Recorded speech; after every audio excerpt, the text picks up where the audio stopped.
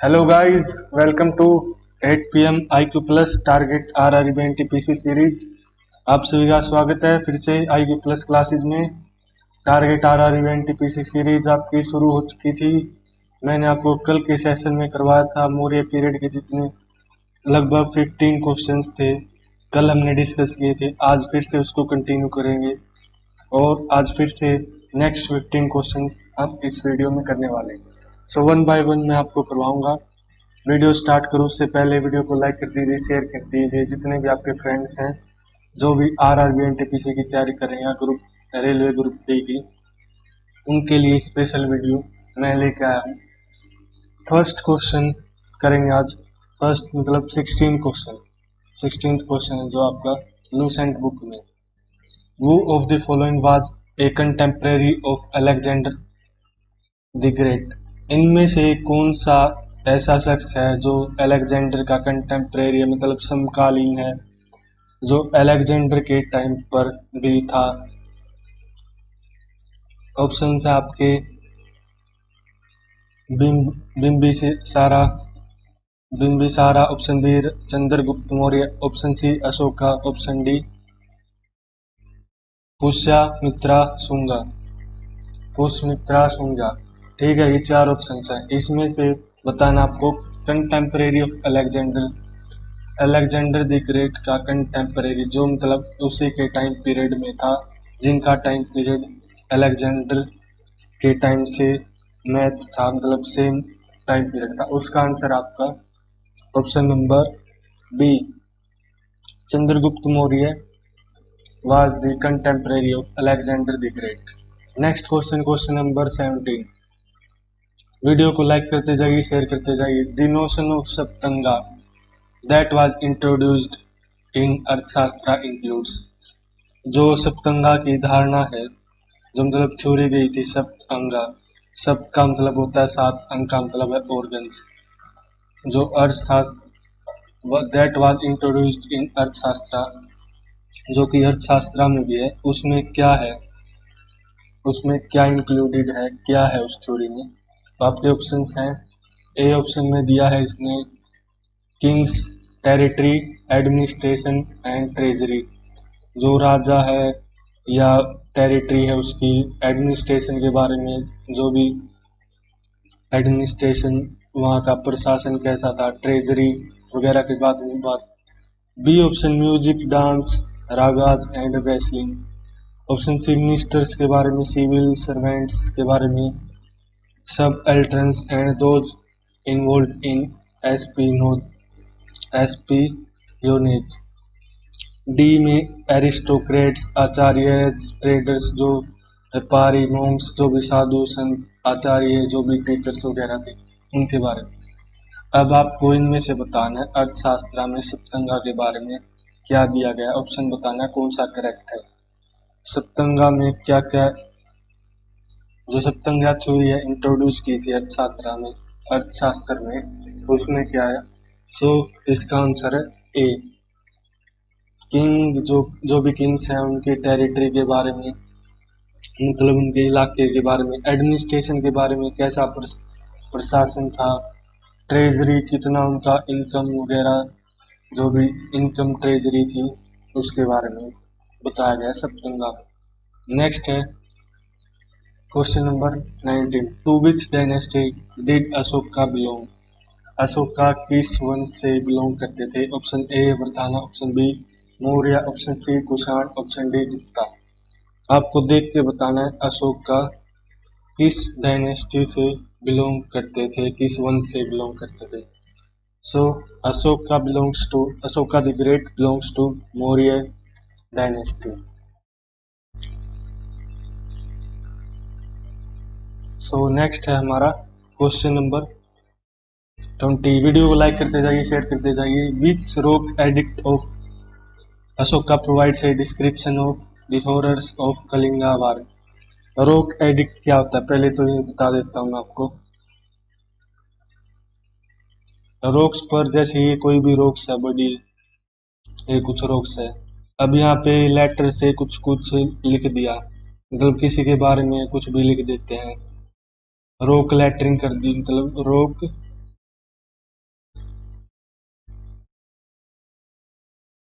Lettering. सो इसे हम बोलते हैं रोक एडिक्ट्स। इंस्क्रिप्शन अलग होती हैं, लेकिन इंस्क्रिप्शन का पार्ट ही होता है, मतलब शिलालेख का पार्ट होता है इंस्क्रिप्शन का।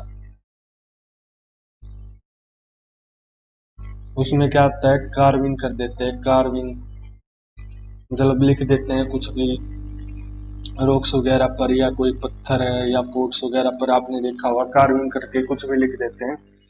रॉक्स एडिक्ट्स मैंने आपको बता दिया। अब बताना आपको which rock edicts of Ashoka provides a description of the horror of Kalinga war. Kalinga war में जो भी कल भयानक जो भी स्थिति हुई थी उसका वर्णन अशोका की कौन सी रॉक एडिक्ट में दिखता है। Option A 13 rock edict, option B Kalinga edict at Dhauli, option C the edict at Jaugada, फिर है D option 10th rock edict. कौन सी रॉक एडिक्ट में दिखता है? So option A is the correct. 13 जो रॉक एडिक्ट है उसमें दिखता है कलिंगा वार का डिस्क्रिप्शन, जो हॉरर जो मतलब इतनी ज्यादा मौतें हुई थी उसके बारे में वर्णन मिलता है। कौन सी रॉक में? 13th रॉक एडिक्ट में। नेक्स्ट है, और आपको ये तो मैंने कल बता दिया था, कलिंगा वार के बाद सबसे मेजर जो एडमिनिस्ट्रेटिव चेंजेस थे, जो भी एडमिनिस्ट्रेटिव पॉलिसी में थे, कलिंगा वार के बाद ही आए थे। 21 है नेक्स्ट क्वेश्चन है जो आपका, the head of district, district का जो भी हेड होता है, जिला अधिकारी, दी प्रिंसिपल कोऑर्डिनेटर ऑफ रेवेन्यू, जो भी रेवेन्यू को संभालता है, जो भी उसका कोऑर्डिनेटर होता है, and the officer in charge of the journal and military functions, जो भी ऑफिसर इन चार्ज होता है मिलिट्री फंक्शंस का, इन हिज जूरिडिक्शन, किसके जूरिडिक्शन में, किसके मतलब आधिकारिक क्षेत्र में, during Mayuran empire, Mayuran empire में इन सब कामों को करने वाला जो बंदा होता था, जो भी व्यक्ति होता था, उसे मतलब किस नाम से जाना जाता था? वाज नोन एज, ये मैंने आपको बता दिया। क्वेश्चन पूरा समझिए एक बार और। जो भी डिस्ट्रिक्ट का हेड होता था आहारा जिसे बोलते हैं, और जो भी प्रिंसिपल कोऑर्डिनेटर ऑफ रेवेन्यू होता था, जो भी रेवेन्यू को संभालता था, या फिर जितने भी मिलिट्री फंक्शंस होते थे किसके टाइम पर? मयूरन एम्पायर को। मयूरन जो एम्पायर था उसमें उस व्यक्ति को हम किस नाम से जानते थे? जो भी ये चीजें संभालता था उसकी पोस्ट क्या थी? ए करोरी, बी रजुका, सी फौजदार, डी चिरस्तादार, चिरस्तादार। सो हम इसे जानते थे रजूका के नाम से, क्योंकि ये सारे मिलिट्री फंक्शंस करता था। प्रिंसिपल कोऑर्डिनेटर था रेवेन्यू का, जो ऊपर बताया गया, और डिस्ट्रिक्ट का हेड था, जिला अधिकारी भी जिसे बोलते हैं, और ऑफिसर इंचार्ज था मिलिट्री फंक्शंस का। ये था आपका 21st क्वेश्चन। नेक्स्ट है, ए Buddhist council during the rain of Ashoka was held at, जो अशोका के टाइम पर जो भी बुद्धिस्ट काउंसिल, जो भी बुद्धिस्ट सभा हुई थी, वो कहाँ पर हुई थी? Option A Magadha, option B Pataliputra, option C Samastipur, option D Rajgriha. आपको इनमें से देख के बताना है कहाँ पर अशोका के टाइम पर बुद्धिस्ट काउंसिल की गई थी। 22nd का option number B Pataliputra, Pataliputra में हुई थी जो भी बुद्धिस्ट की काउंसिल थी अशोका के टाइम पर। अब आपको ये बताना है, कमेंट बॉक्स में कमेंट कीजिए कि कौन से नंबर की थी ये जो भी बुद्धिस्ट काउंसिल थी, कौन से नंबर की थी ये जो अशोका के टाइम पर हुई थी। नेक्स्ट है 23, कौटिल्य अर्थशास्त्र deals with the aspect of, अब यहाँ पे कौटिल्य अर्थशास्त्र दिया गया। कई जगह पर ये पूछ सकता है कि चाणक्य अर्थशास्त्र के बारे में बताओ, चाणक्य अर्थशास्त्र लिखा मिल सकता है, तो वहाँ पे कंफ्यूजन नहीं होना है, क्योंकि कई ऑथर्स कई जो हिस्ट्रियन हैं वो मानते हैं कि कौटिल्य और चाणक्य जो पर्सनैलिटी थी, एंशिएंट प्राचीन पर्सनैलिटी थी, व्यक्तित्व था जो, वो दोनों एक ही बंदे थे। कौटिल्य और चाणक्य दोनों एक ही बंदे थे, लेकिन कईयों का मानना है कि अर्थशास्त्र के रचयिता बहुत सारे ऑथर्स हैं, लेकिन आपको क्वेश्चन पर ध्यान देना नहीं। यदि कौटिल्य और चाणक्य आ जाए तो कंफ्यूज नहीं होना। कौटिल्य अर्थशास्त्र deals with the aspects of, Kautilya का जो अर्थशास्त्र था वो किस एस्पेक्ट, किस चीज के बारे में था mainly. Option A economic life, option B political policies, option C religious life, option D social life. तो किसके बारे में था? क्या वो इकोनॉमिक लाइफ के बारे में था, मतलब जो भी अर्थव्यवस्था, जो भी आर्थिक जो जिंदगी थी, या पॉलिटिकल पॉलिसी, जो भी राजनीतिक पॉलिसीज थी, जो भी पॉलिटिकल स्कीम्स थी उसके बारे में, या रिलीजियस धार्मिक लाइफ के बारे में, या सोशल सामाजिक लाइफ के बारे में। सो ये किससे डील करता था? अर्थशास्त्र deals with political policies of the states, ruling state. अर्थशास्त्र अर्थशास्त्र था जो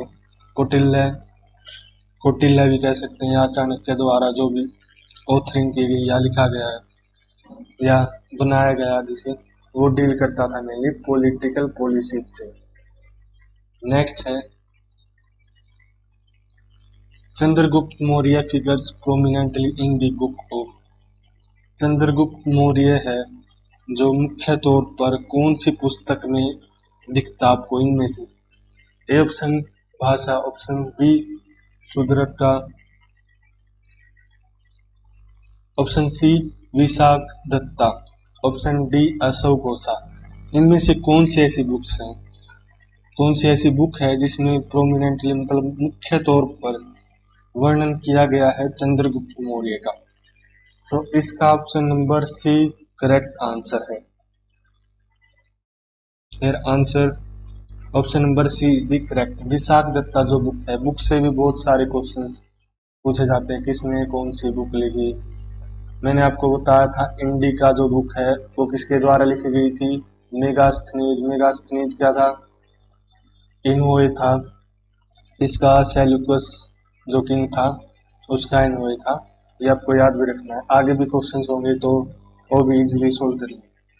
सो चंद्रगुप्त मौर्य प्रोमिनेंटली किस बुक में दिखाई देते हैं? विशाख दत्ता में। नेक्स्ट है 25 the description of the administration of the Pataliputra is available. जो आपका डिस्क्रिप्शन है, जो भी प्रशासन का जो भी वर्णन किया गया पाटलिपुत्र का, वो किस बुक में अवेलेबल है? सो देखो, मैंने पिछले क्वेश्चन में कुछ हिंट दे दिया था आपको, उससे समझ में आ जाना चाहिए किस बुक में अवेलेबल होगा वो। ऑप्शन है पहला, तो ऑप्शन सुनिए, Divyavadana, option B Arthashastra, option C Indica, option D Ashok का इंस्क्रिप्शन। अब किस बुक में जो भी प्रशासनिक वर्णन है पाटलिपुत्र का वो किस बुक में होगा? वो मैंने हिंट दिया था, आप हिंट भी देख सकते हो थोड़ा वीडियो को बैक करके। इंडिका जो बुक थी, जो मेगास्थनीज इसके ऑथर थे, जो भी ये स्पेलिंग है आप खुद देखना। मेगास्थनीज इसके राइटर थे, ये ऑथर थे। ये इंडिया में आए थे और ये दूत थे सेल्यूकस जो किंग था उसका ये दूत था। ये देखने आया था कि पाटलिपुत्र में एडमिनिस्ट्रेशन कैसा है, कैसा प्रशासन है। तो इसी बुक में उसने मेंशन किया था एडमिनिस्ट्रेशन ऑफ पाटलिपुत्र को। जो भी प्रशासनिक वर्णन है वो इंडिका बुक में किया गया है। 26 है वो among the following Mauryan ruler did conquer the Deccan. किसने, कौन सा ऐसा मौर्यन रूलर है, कौन सा ऐसा किंग था मौर्यन काल में जिसने विजय पाई थी, जो भी डेक्कन आपका टेरिटरी थी उस पर, पूरे डेक्कन पर किसने कब्जा किया था, किसने विजय पाई थी? और वो एक जो भी मौर्यन रूलर था। Option A Ashoka, option B Chandragupta, option C Bindusara, option D Kunal. 26 का आंसर होगा सी।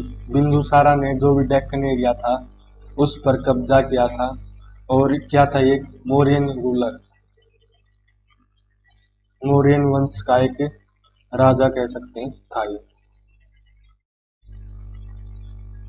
नेक्स्ट आपका 27 question number 27। Language used in the inscription is, inscription of Ashoka, कौन सी लैंग्वेज है जो अशोका के इंस्क्रिप्शन शिलालेख में यूज की गई थी? Option A Sanskrit, option B Prakrit, option C Apabhramsha, option D Hindi. इनमें से कौन सी लैंग्वेज है जो अशोका के इंस्क्रिप्शन में यूज की गई थी?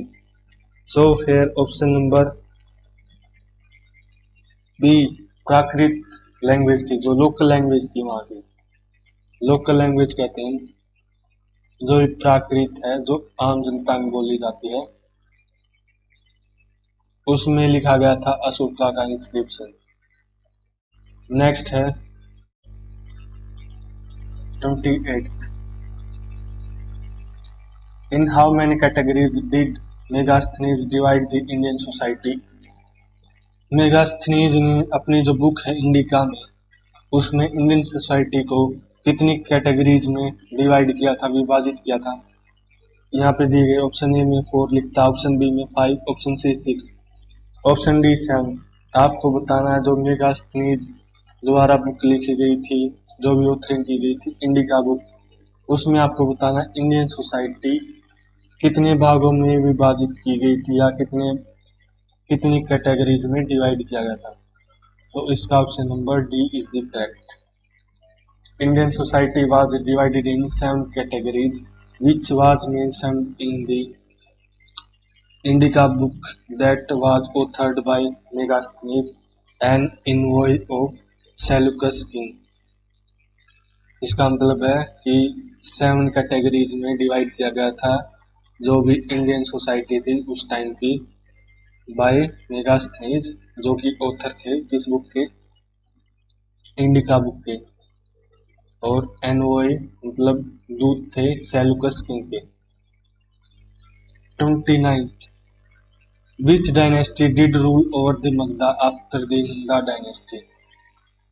किस किंग ने विच डायनेस्टी किस वंश ने मगधा में राज किया था नंदा डायनेस्टी के बाद? Option A Maurya, option B Shunga, option C Gupta, option D Kushan. आपको बताना है किस वंश ने मगधा पर राज किया था नंदा डायनेस्टी के बाद। ऑप्शंस दिए गए हैं, A Maurya, option B Shunga, option C Gupta, option D Kushan. इसका ऑप्शन नंबर ए मौर्य वंश ने राज किया था मगधा पर। मौर्य जो डायनेस्टी है, वंश है, उसने राज किया था मगधा पर after the decline of Nanda. Next आज का लास्ट क्वेश्चन। हर रोज 15 क्वेश्चन ही लूंगा मैं आपकी क्लास में, 15 क्वेश्चन को भी ज़्यादा टाइम नहीं लेना मुझे, मतलब ज़्यादा लंबी वीडियो हो जाएगी। So 13 question. The most famous educational centre during the period of Mauryan age was. Most famous educational centre कौन सा था मौर्य एज में, मौर्य के पीरियड में सबसे ज़्यादा मतलब फेमस सेंटर ऑफ लर्निंग कौन सा था? Option A Vaishali, option B Nalanda, option C Takshashila, option D Ujjain. कौन सा था इसमें? Takshashila. Takshashila was the excellent centre of learning at the time of Mauryan as.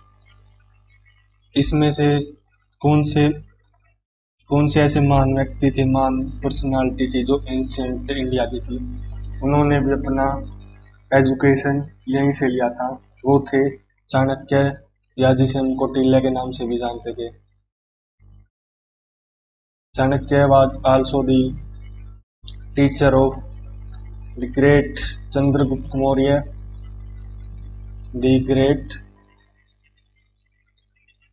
Chandragupta Maurya.